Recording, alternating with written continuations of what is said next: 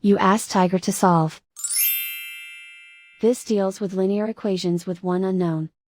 The final result is y equals -64/7. Let's solve it step by step. Simplify the expression. Expand the parentheses.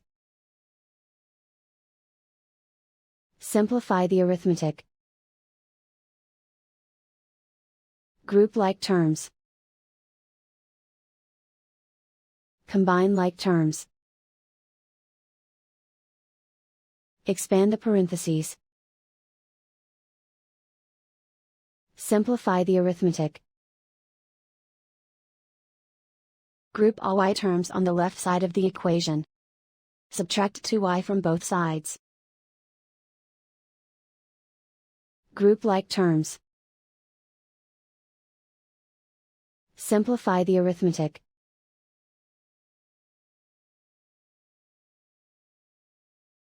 Group all constants on the right side of the equation. Subtract 64 from both sides. Simplify the arithmetic.